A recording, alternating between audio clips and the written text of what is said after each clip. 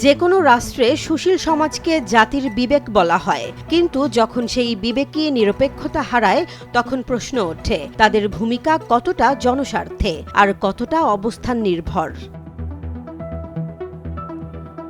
Doctor Mohammad ইউনূসের নেতৃত্বাধীন অন্তর্বর্তী সরকারের সময় অনেক নীতিগত সিদ্ধান্ত নিয়ে বিতর্ক তৈরি হলেও তখন সুশীল সমাজের একটি অংশকে তেমন সোচ্চার দেখা যায়নি।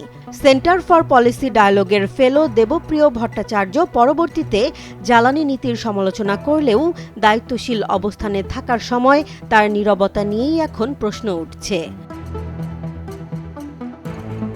ট্রান্সপারেন্সি ইন্টারন্যাশনাল বাংলাদেশ এবং এর নির্বাহী পরিচালক ইফতেখারুজ্জামানের ভূমিকাও আলোচনায় এসেছে, বিশেষ করে কিছু গুরুত্বপূর্ণ ইস্যুতে তাদের তুলনামূলক নীরবতা নিয়ে। আইনশৃঙ্খলা পরিস্থিতি, মব সহিংসতা এবং মানবাধিকার লঙ্ঘনের মতো ইস্যুতে সময়মতো শক্ত অবস্থান না নেয়ার অভিযোগ সুশীল সমাজের একটি অংশের বিরুদ্ধে বারবার উঠেছে।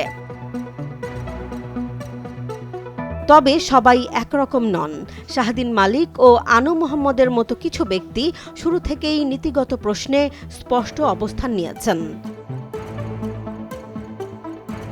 সুশীল সমাজের শক্তি তাদের বিশ্বাসযোগ্যতা। সেই বিশ্বাস টিকিয়ে রাখতে হলে ক্ষমতার ভেতরে বাইরে সব সময়ই একই মানদণ্ডে কথা বলার বিকল্প নেই। জেসমিন জাহান, নিউজ ডেস্ক, জনবাণী।